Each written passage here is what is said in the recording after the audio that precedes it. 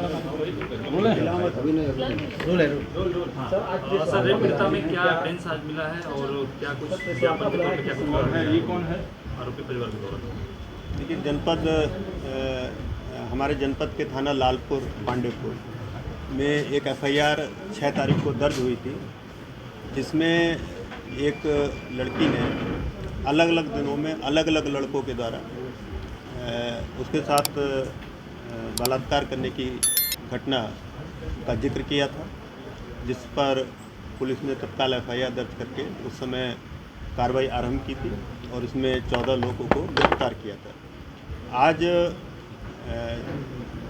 काफ़ी बड़ी संख्या में यहाँ पर उनके परिवार से संबंधित लोग, अन्य सामाजिक संगठनों से जुड़े हुए लोग कार्यालय में आकर के ज्ञापन दिए हैं, जिसमें उन्होंने आरोप लगाया है कि जिस अवधि में लड़की स्वयं को बंधक बता रही है, अपने साथ रेप होना बता रही है, 29 मार्च से लेकर के 4 अप्रैल के मध्य में, उस अवधि में इस लड़की ने स्वयं अपने इंस्टाग्राम पोस्ट पर तमाम वीडियो पोस्ट किए हैं। इस अवधि में कुछ ऐसे सीसीटीवी फुटेज घर वालों ने यहाँ पर दिखाए हैं, जिसमें वो लड़की 2 तारीख को यहाँ घाटों पर हंसी खुशी हंसती हुई घूमती भी दिखाई पड़ रही है। या एक वीडियो और दिखाया गया है जिसमें वो अपने दोस्तों के साथ मोटरसाइकिल पर जाती हुई दिख रही है। इसके अलावा जो परिजनों का कहना है, मतलब जो अभियुक्त पक्ष है, उनके परिजनों का कहना है कि एफआईआर में लड़की ने 29 तारीख को एक अपने परिचित राज विश्वकर्मा के साथ रेप की घटना को कारित होना बताया है। उसके बाद उस लड़की को एक स्थान पर छोड़ दिया गया, जैसा एफआईआर में लिखा है। अगले दिन कोई नया साथी उसको मिलता है, वो उसको एक कैफ़े में ले जाता है, अपने साथियों के साथ बलात्कार करता है, फिर उसको नदेसर में छोड़ देता है। तीसरे दिन अगला मिलता है, उसको गलत काम करके होटल के बाहर छोड़ देता है। एक दिन लड़की 80 घाट पर रहती है, एक दिन लड़की अपनी सहेली के घर जाती है, वहाँ भी सोती है, फिर एक दिन आईपी मॉल के सामने बैठती है। तो इन सभी स्थानों पर पुलिस की, जैसे 80 घाट पर भी चौकी है, आईपी मॉल से भी 200-300 मीटर की दूरी पर पुलिस की चौकी है। पुलिस इन स्थानों पर पेट्रोलिंग भी करती रहती है। तो घर वालों का आरोप है कि यदि उसके साथ इन दिनों में कोई गलत काम हो रहा था तो उसने पुलिस को सूचना क्यों नहीं दी, या जैसे हुकुलगंज में उसको छोड़ा गया था, वहाँ से उसका घर हुकुलगंज में ही है, तो वो अपने घर क्यों नहीं गई। 2 दिन वो सहेली के घर रही, तो वहाँ पर उसने सहेली को दुष्कर्म की बात क्यों नहीं बताई। इस तरह के आरोप तत्व जो उन्होंने इन पर जांच करने के लिए प्रार्थना पत्र दिया है। इनका ये भी कहना है कि यदि 23 लोगों ने उसके साथ गलत कार्य किया तो उसके कोई चोटें, शरीर पर कोई संघर्ष का निशान क्यों नहीं आया। अलग अलग कैफ़े में उसने आरोप लगाया है कि उसके साथ गलत काम हुआ, तो उसने कोई शोर शराबा हल्ला वहाँ पर क्यों नहीं मचाया। जो 23 लोगों के नाम, जिसमें से 12 नामजद हैं एफआईआर में, और कोर्ट में लड़की ने मात्र 9 लोगों को नामजद किया है। घर वालों का आरोप है कि जैसा इन्होंने आरोप लगाया है कि लड़की ने कुछ लोगों से पैसा लेकर के उन लोगों के नाम कोर्ट में लेने से मना कर दिया। इस तथ्य की जांच करने का उन्होंने आग्रह किया है।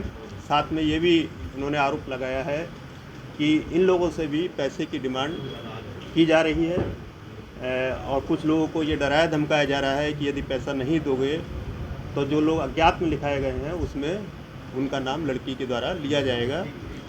इस तरह के आरोप घर वाले लगा रहे हैं। इसके अलावा कुछ और आरोप भी हैं, जैसे एक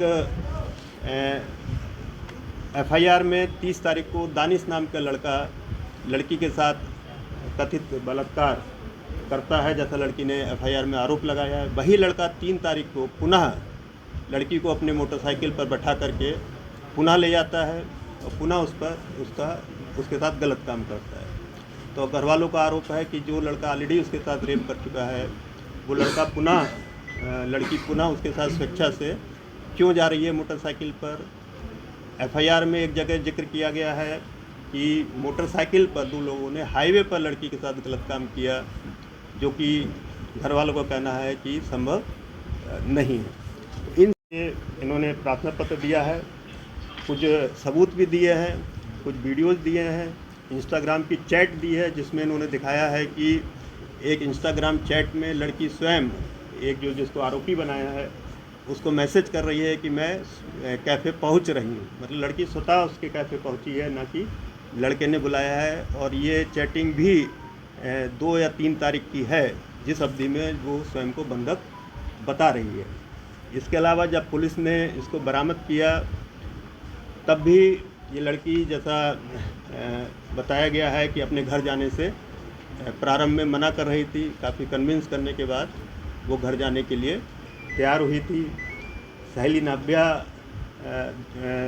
जिसके घर रुकने की बात आ रही है, उसके द्वारा भी किसी तरह की बात, उसका घर भी पीड़िता के घर से मात्र 500 मीटर की दूरी पर है, उसके द्वारा भी 2 बार उसके घर में रही है, जिस अवधि में उसको बंधक बनाने की बात है, लेकिन कोई भी सूचना पुलिस को या घर वालों को नहीं दी गई है। इन्हीं सभी बिंदु पर जांच करने के लिए इन्होंने ज्ञापन दिया है। इनके आरोपों के मद्देनज़र इस प्रकरण में एक एसआईटी का गठन किया जा रहा है, जिसमें डीसीपी क्राइम और डीसीपी जो हमारे बड़ला जोन के डीसीपी हैं, जो क्राइम भी देखते हैं, वो एक लेडी आईपीएस अफसर जो एडिशनल डीसीपी बड़ला है, उस क्षेत्र के ACP, SOG team, surveillance team और एक इंस्पेक्टर रैंक के आईओ इसमें तैनात किए जा रहे हैं, जो सभी तथ्यों की जांच करेंगे और ये सुनिश्चित करेंगे कि किसी के साथ अन्याय ना हो। और जो अज्ञात लोग इस मुकदमे में लिखाए गए हैं, 11 लोग अज्ञात दर्शाए गए हैं, उन लोगों की गिरफ्तारी भी तभी होगी जब एसआईटी की टीम पर्याप्त साक्ष्य ऐसे लोगों के खिलाफ, अज्ञात लोगों के खिलाफ प्राप्त कर लेगी। अगर सबूत पाए जाएंगे तभी किसी अज्ञात व्यक्ति को प्रकाश में ला करके सबूतों के आधार पर गिरफ्तारी की जाएगी। ये सुनिश्चित किया जाएगा कि किसी भी व्यक्ति के साथ धनुवाई ना हो, उसको अन्याय ना हो, किसी के साथ, सभी के साथ न्याय हो, ये हम लोग पूरा प्रयास करेंगे। मेडिकल रिपोर्ट में क्या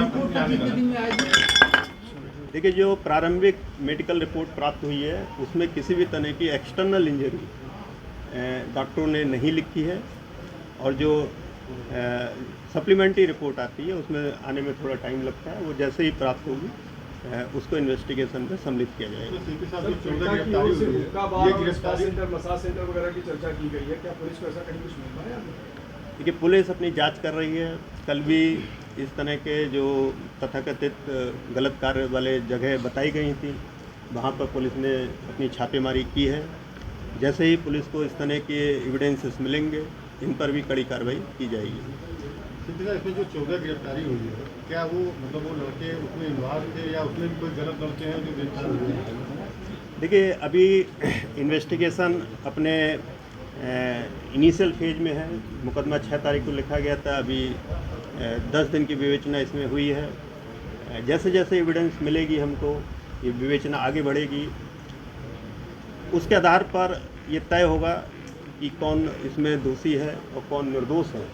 इस बात की संभावना से इनकार नहीं किया जा सकता कि जो 14 लोग जेल गए हैं उसमें से कुछ निर्दोष हों, क्योंकि जो कोर्ट में बयान दिया गया है उसमें कुछ लड़कों के नाम लड़की ने नहीं ली है, उनको हटा दिया गया है। तो अब इस बिंदु पर पुलिस पुनः जांच करेगी। जिनको पहले लड़की के बयान के आधार पर और एफआईआर के आधार पर जेल भेजा गया था और न्यायालय में जो बयान दिया गया उसमें कॉन्ट्रडिक्शन है, उन लड़कों के नाम नहीं है, तो इसकी पुलिस नए सिरे से जांच करेगी और एविडेंस के आधार पर अग्रिम कार्रवाई करेगी। 3 तारीख को इसकी गुमशुदगी दर्ज होती है और 4 तारीख को ये खुद आती है या पुलिस इसको जो है? देखिए, इसमें पुलिस को सूचना 4 तारीख की सुबह माता पिता के द्वारा दी जाती है। 29 तारीख को लड़की गायब होती है। 5 दिन माता पिता के द्वारा कहीं पर भी 112 नंबर पर या पुलिस को किसी भी तरह की सूचना नहीं दी गई। 4 तारीख की प्रातः करीब 11 बजे के आसपास पुलिस को सूचना दी गई है। पुलिस ने तत्काल गुमशुदगी दर्ज करी है और पुलिस ने पूरा इनका चार्ट बना करके किन किन के यहाँ जा सकती है सब जगह दबिश दी है। और उसी के दौरान इसकी एक सहेली के घर से ये लड़की जो है पीड़िता को पुलिस ने बरामद किया है। क्या माना जा रहा है अभी तक की जांच में? देखिए, अभी जो प्रथम दृष्टया जिस तरह के आरोप लगे हैं, इन्हीं आरोपों के मद्देनज़र एसआईटी गठित हुई है। एसआईटी रिपोर्ट के पश्चात ही इस बारे में आगे मीडिया को बताया गया। देखिए, प्रायः इस तरह के बलात्कार के केसेस में 60 दिन के अंदर विवेचना पूर्ण करने के निर्देश होते हैं, लेकिन हम लोग प्रयास करेंगे कि 1 माह के अंदर इस विवेचना को हम कंप्लीट करें।